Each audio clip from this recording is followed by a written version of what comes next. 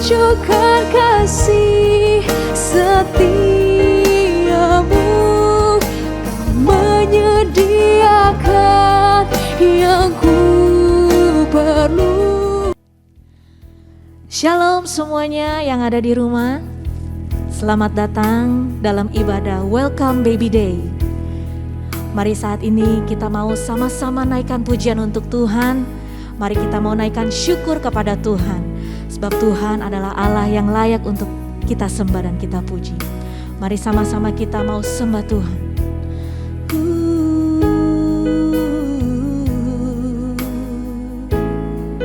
Kami mau naikkan syukur kepadamu Tuhan Yesus.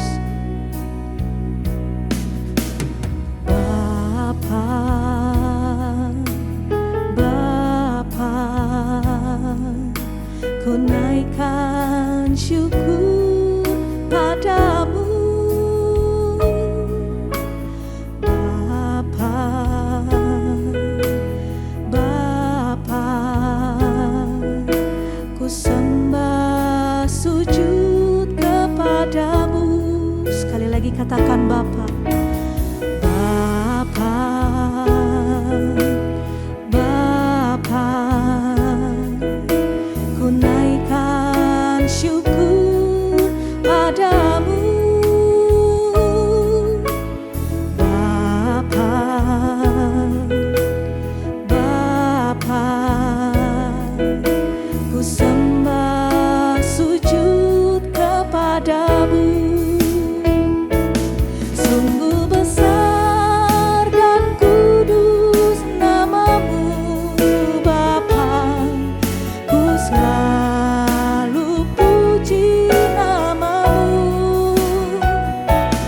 Besar setiamu, rahmatmu di dalam hidupku Bapa, ku mengasihimu. Katakan sungguh besar dan kudus namamu Bapa, ku selalu puji namamu. Besar setiamu, rahmatmu di dalam hidupku Bapa, ku mengasihimu. Sekali lagi panggil namanya Bapa. Bapa, Bapa, ku naikkan syukur padamu Bapa, Bapa, ku sembah sujud kepadamu.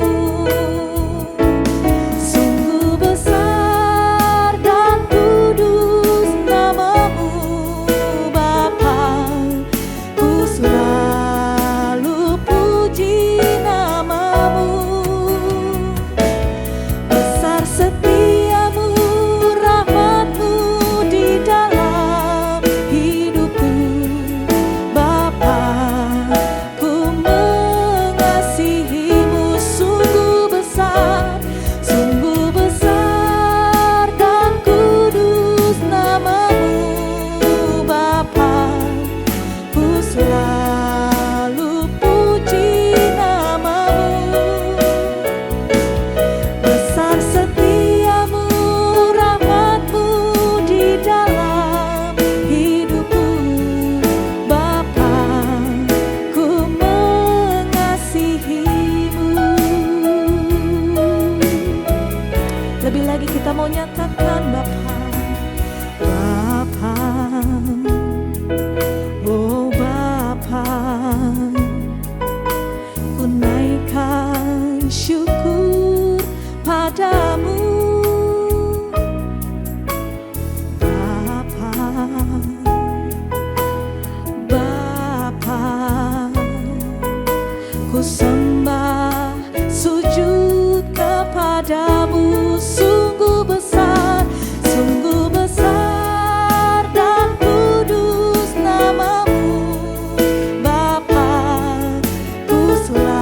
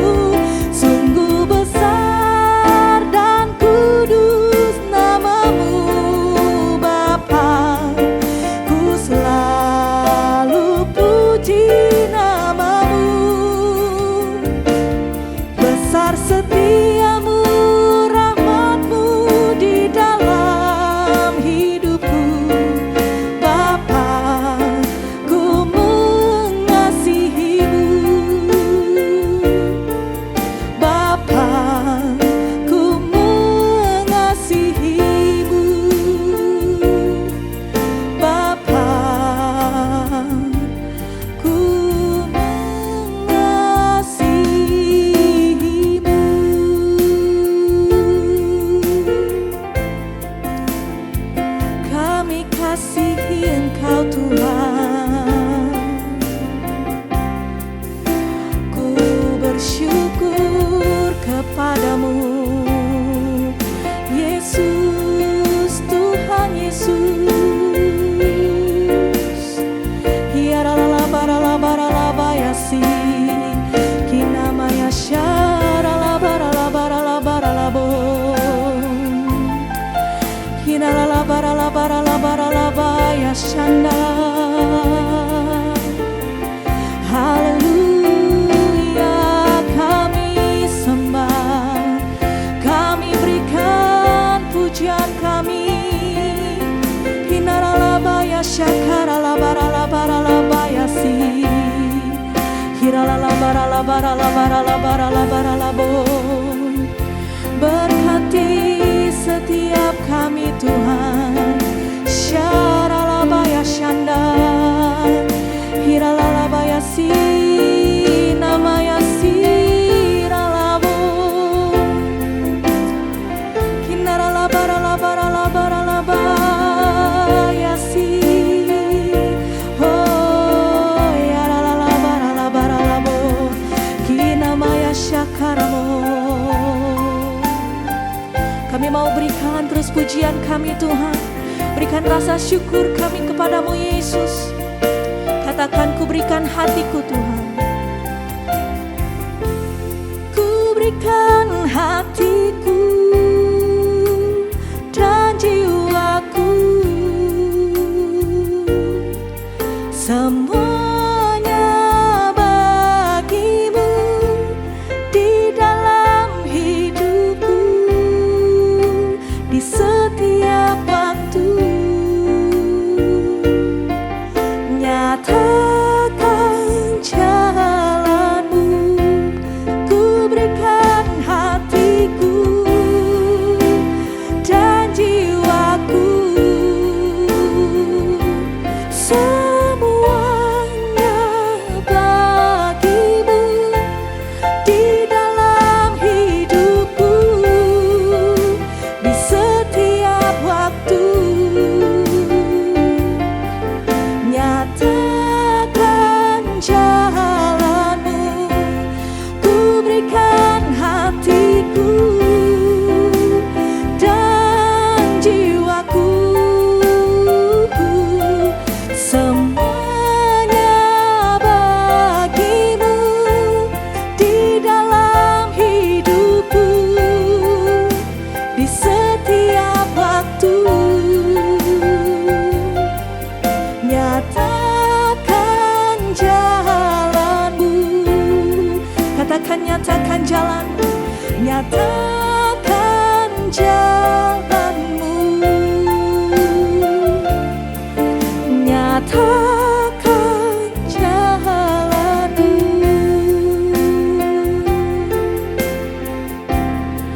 Kami berikan sembah kami.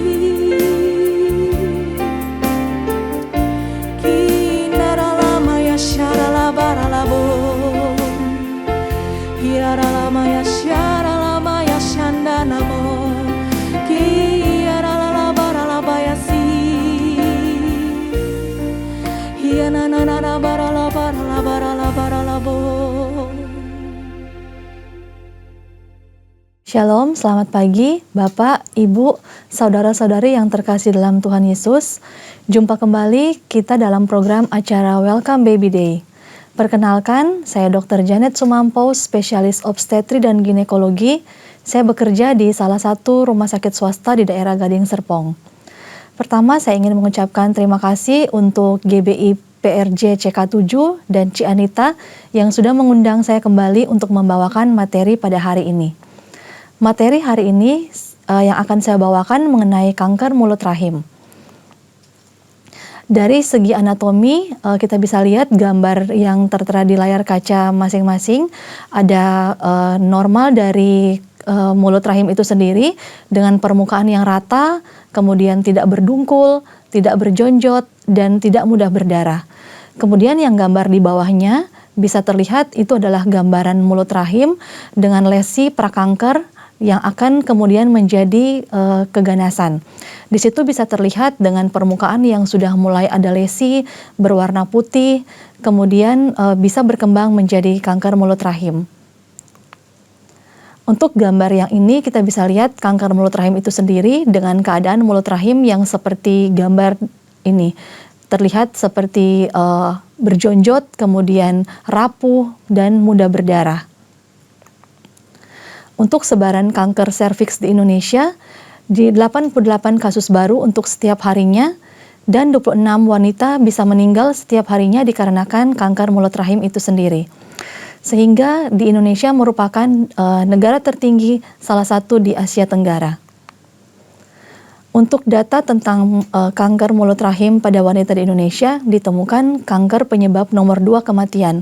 Yang pertama adalah kanker payudara sebesar 42,1 per 100.000 penduduk dengan rata-rata kematian 17 per 100.000 penduduk. Kemudian untuk kanker leher rahim sendiri sebesar 23,4 per 100.000 penduduk dengan rata-rata kematian 13,9 per 100.000 penduduk. Untuk kanker mulut rahim sendiri, faktanya merupakan kanker nomor 2 tersering di Indonesia. Kemudian bisa terdeteksi biasanya 70% dalam keadaan stadium lanjut atau lebih dari stadium 2B. Itu disebabkan karena cakupan atau screening dari kanker mulut rahim ini sendiri masih sangat rendah, sekitar 24,4%, yang idealnya harus mencapai 80%. Untuk cakupan screening yang masih rendah dikarenakan kemungkinan pasien yang tinggal di pelosok atau pinggiran kota, kemudian kurangnya pengetahuan dari pasien itu sendiri tentang kanker mulut rahim. Kemudian yang ketiga, bisa jarak dari rumah pasien ke tempat atau pusat kesehatan terlalu jauh. Atau yang keempat, kurang sadarnya pasien untuk memeriksakan diri lebih awal. Untuk penyebab kanker mulut rahim sendiri adalah human papillomavirus. Nah, untuk human papillomavirus ini terbagi dua, yaitu kelompok low risk atau resiko rendah dan kelompok high risk untuk resiko tinggi. Untuk tipe low risk menyebabkan tumor jinak, namun kadangkala dapat juga menyebabkan kanker anogenital. Contoh untuk kelompok yang low risk adalah seperti kutil kelamin. Kemudian tipe yang high risk, nah ini yang bersifat onkogenik yang mengarah ke kanker mulut rahim. Untuk infeksi human papillomavirus bisa terdeteksi kurang lebih 99,7% pada setiap penderita kanker serviks. Untuk infeksi human papillomavirus sampai menjadi kanker serviks biasanya dimulai dari fase normal, kemudian pasien tersebut terkena infeksi human papillomavirus, kemudian bisa menjadi lesi prakanker. Nah, untuk lesi prakanker sendiri, untuk menjadi kanker mulut rahim, kira-kira berkisar 5 sampai dengan 10 tahun mendatang.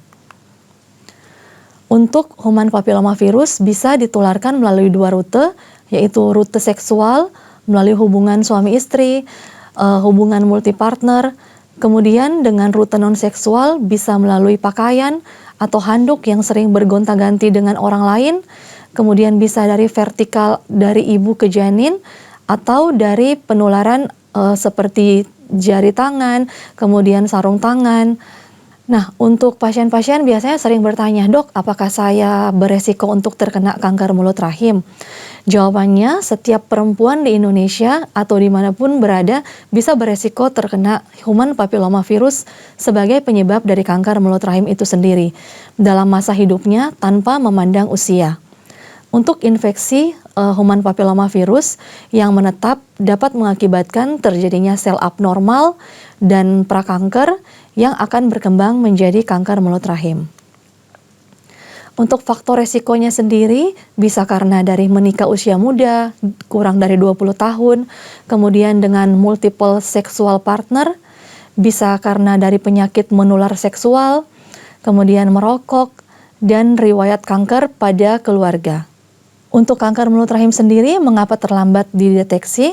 Karena kebanyakan pada infeksi awal tanpa gejala apapun, sehingga pasien-pasien kurang aware untuk memeriksakan diri terlebih dahulu ke dokter kandungan. Kemudian untuk gejala kanker serviks meliputi perdarahan per vaginam, perdarahan saat hubungan suami istri, keputihan, nyeri panggul, dan gangguan buang air kecil. Untuk stadium dari kanker mulut rahim sendiri, untuk stadium 1, itu hanya meliputi di sekitar daerah mulut rahim dengan lesi kurang lebih 4 cm dengan kedalaman kurang lebih 4 mm invasi ke dalam mulut rahim. Kemudian untuk stadium yang kedua, tumornya ini sudah mulai menyebar ke rahim, tapi belum memasuki rongga panggul.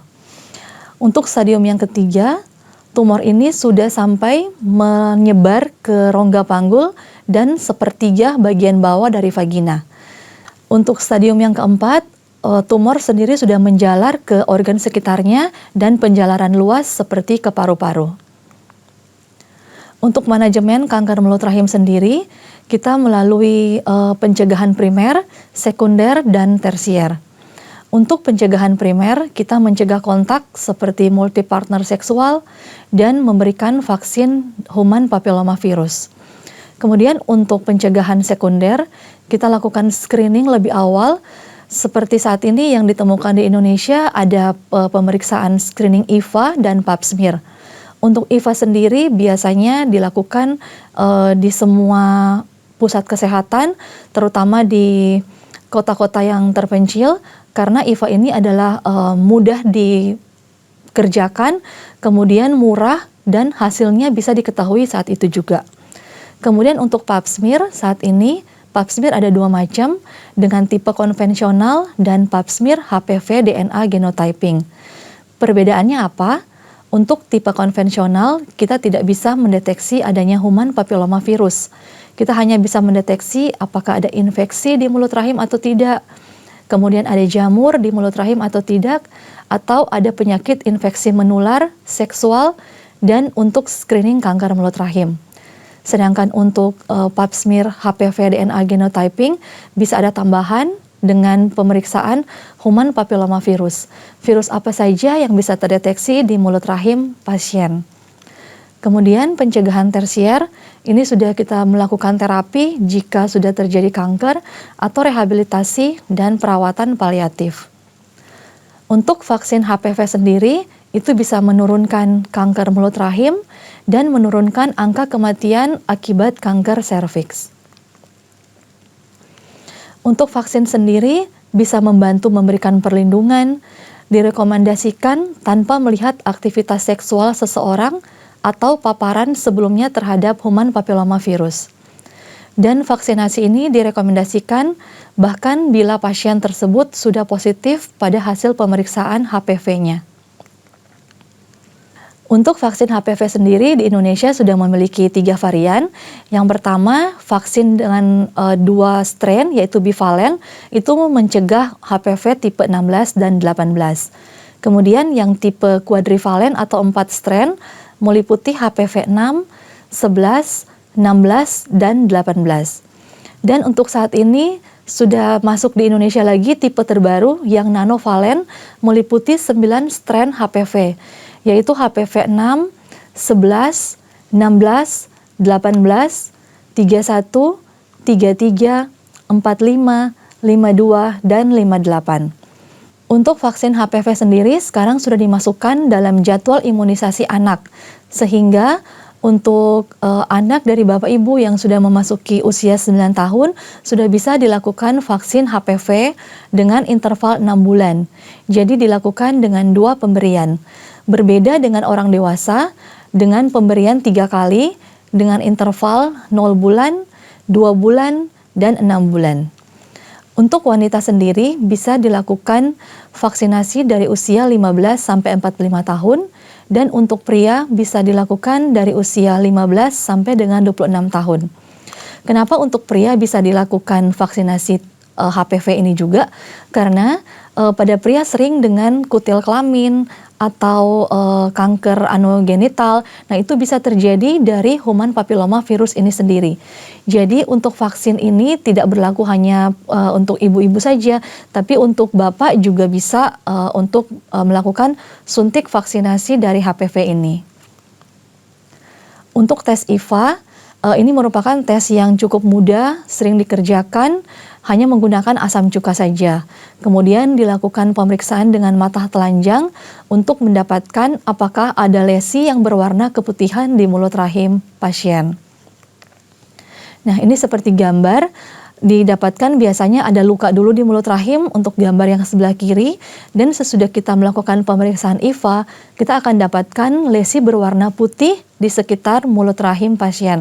Nah, ini kita sudah mulai kecurigaan ke arah kanker mulut rahim, sehingga jika dilakukan pengerjaan IVA di tempat terpencil atau yang pusat rujukannya sedikit jauh dari tempat domisili, kita bisa langsung segera merujuk pasien ke pusat kesehatan yang lebih tinggi lagi.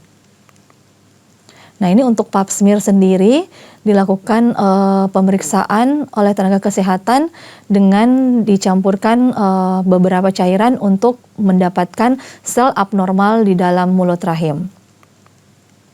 Untuk syarat-syarat pap smear, kita harus memperhatikan tidak sedang hamil, kemudian tidak sedang dalam keadaan menstruasi, tidak sedang dalam keadaan keputihan, dan tidak boleh melakukan hubungan suami istri 48 jam sebelum pemeriksaan.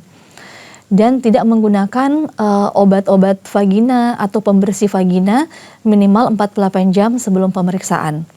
Dan tidak menggunakan pelumas saat melakukan pemeriksaan. Nah, untuk syarat yang terakhir ini dikhususkan untuk para dokter yang ingin melakukan pemeriksaan. Nah, ini yang tadi untuk pap smear menggunakan HPV DNA genotyping, ini dia berbasis pada liquid cairan sitologi. Kemudian untuk tata laksana lesi prakanker sendiri, itu bisa melalui terapi dibakar, kemudian di laser atau dilakukan radioterapi. Kemudian tata laksana kanker mulut rahim ini bisa melalui dua cara dengan operasi. Operasi ini pun harus dinilai oleh dokter yang bersangkutan. Apakah masih ada kemungkinan untuk bisa operable atau tidak. Jika pasien tidak bisa dalam keadaan operasi, kita melakukan beberapa tindakan seperti radiasi atau radioterapi atau brachyterapi, dan yang terakhir adalah kemoterapi. Penanganan kanker mulut rahim sendiri melibatkan multidisiplin, diantaranya dokter umum untuk merawat kesehatan secara umum dan bekerja sama dengan dokter spesialis untuk mengkoordinasikan perawatan. Yang kedua, dokter ginekologi onkologi untuk menegakkan diagnosa dan menangani kanker dari sistem reproduksi wanita. Yang ketiga, radiologi onkologi untuk menghitung dosis dan memberikan perawatan radioterapi untuk pasien yang memerlukan. Yang keempat, medical onkologi untuk menentukan dan mengkoordinasikan pemberian kemoterapi. Koordinator perawatan kanker dan praktisi gizi untuk merekomendasikan makanan yang dikonsumsi selama fase pemulihan. Dan yang terakhir adalah profesional kesehatan lainnya seperti pekerja sosial, farmasi, dan konselor. Untuk saat ini, beberapa pasien sering menanyakan kepada dokter kandungan, "Dok, apakah saya perlu melakukan vaksinasi yang nanostrand apabila sebelumnya saya sudah pernah melakukan vaksinasi yang 2 atau 4 strand?" Untuk saat ini tidak perlu dilakukan kembali untuk vaksinasi yang nanostrand, dikarenakan untuk 2 dan 4 strand ini juga sudah bisa mencegah kanker mulut rahim. 66% dari kanker mulut rahim itu sendiri disebabkan karena virus HPV tipe 6 dan 11 dan sudah bisa di-cover oleh 2 dan 4 strand vaksinasi tersebut. Sedangkan untuk yang nanostrand, yang 5 strand lainnya itu hanya mencakup 15% dari human papillomavirus yang bisa menginfeksi kanker mulut rahim. Sehingga tidak perlu dilakukan pemberian ulang. Sekian presentasi dari saya pagi hari ini. Semoga materi yang saya berikan bisa bermanfaat untuk Bapak, Ibu, Saudara-saudari di rumah. Terima kasih.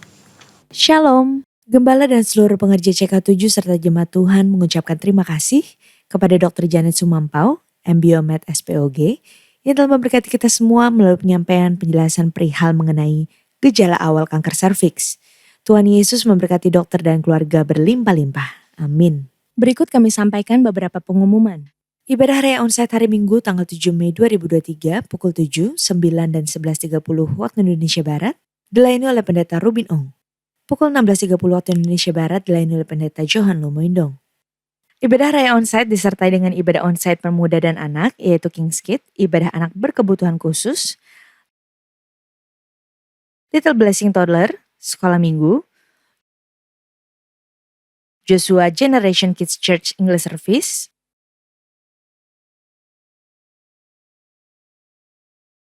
Junior Church Indonesian Service, 316 Youth English Service, dan Young Professional and Couples 2 PM Service. Shalom, perkenalkan aku Molly. Molly mau kasih kabar gembira kalau tahun ini unit anak CK7 akan mengadakan acara CK7 Kids Crusade dengan tema Rise Up. Acara ini akan diadakan hari Sabtu tanggal 20 Mei 2023 dimulai jam 2 siang dan bertempat di Ballroom ICC lantai 10 Mall MGK Kemayoran, Jakarta Pusat. Daftar sekarang juga ya. Ini caranya. Langkah pertama, scan barcode pendaftaran.